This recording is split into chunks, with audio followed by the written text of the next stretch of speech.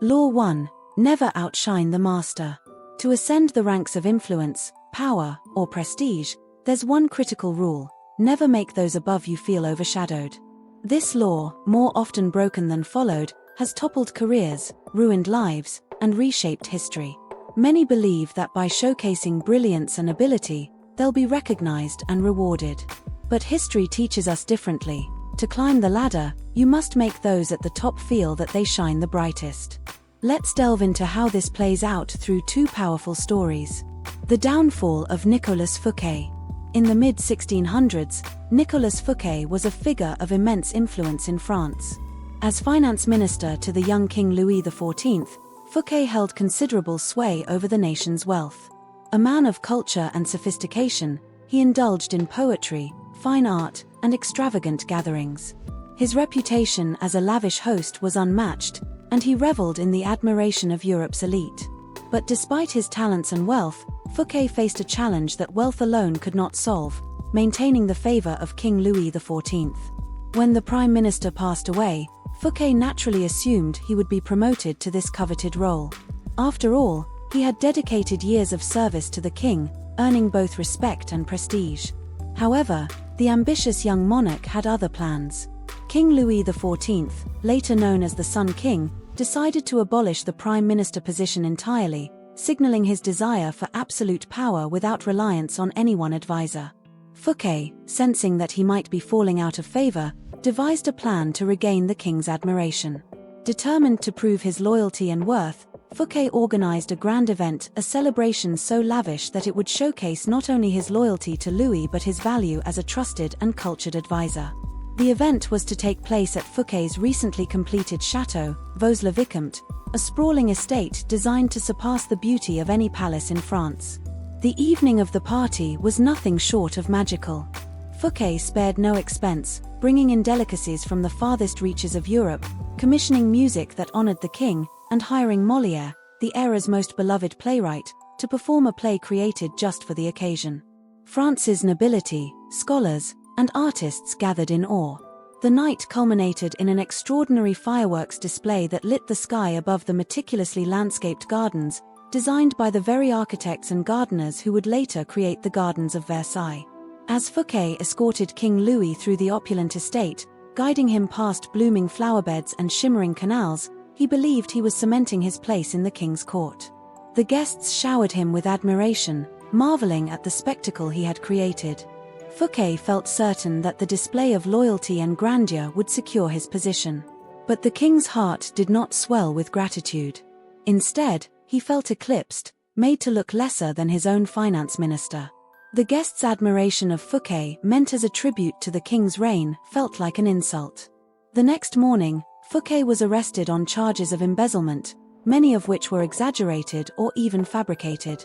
The real reason, as the world soon understood, was that Fouquet had outshined the master. His punishment was severe.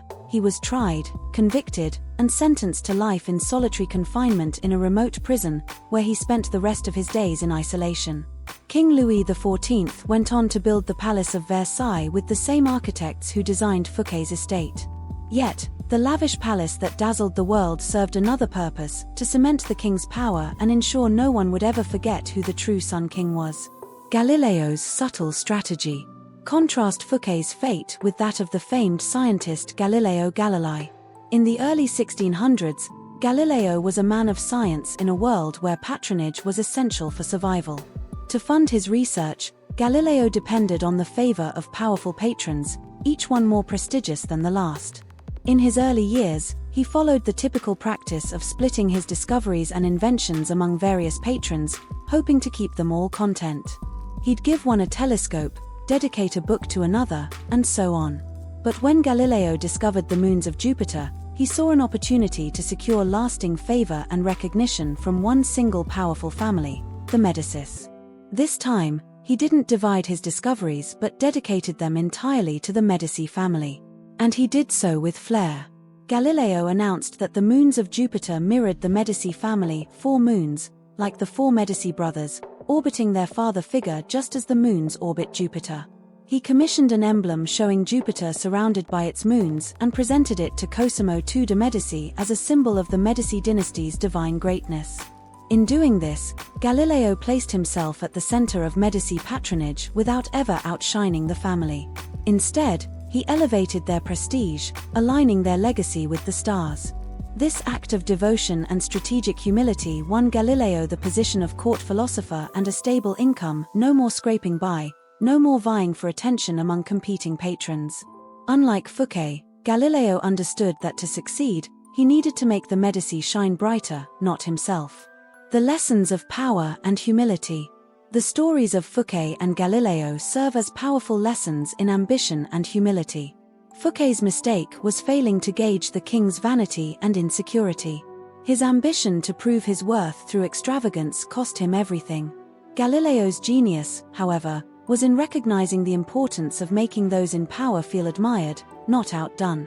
By anchoring his discovery to the Medici name, he secured his place without threatening their stature. In any position of influence, remember this: leaders want to feel irreplaceable, superior, and secure. When you highlight their strengths, you strengthen your position. Conversely, showcasing your talents without caution may inspire jealousy and defensiveness, leading them to see you as a threat rather than an ally. Using this law to your advantage. This law teaches two crucial strategies for those who aspire to rise within any organization or hierarchy. First, always find ways to enhance your superior's sense of importance. A touch of humility, seeming to need their guidance or attributing success to their insight, can work wonders. Let them feel they are the source of your inspiration or wisdom. This approach creates trust, fosters goodwill, and can grant you a place at their side. Second, if you find yourself around a superior who is particularly insecure, be mindful of the risk. Such individuals are often quick to see any competence as competition. Like the ill-fated Prince Manfredi, whose charisma threatened Cesare Borgia, even the subtlest charms can create rivalry. Avoid flaunting skills or qualities that might stir envy, and if necessary, downplay them in their presence. Outshining the master may bring temporary glory, but in the end, it often results in ruin. Instead, be like Galileo, let your brilliance serve to illuminate those in power, and in doing so, you will rise alongside them.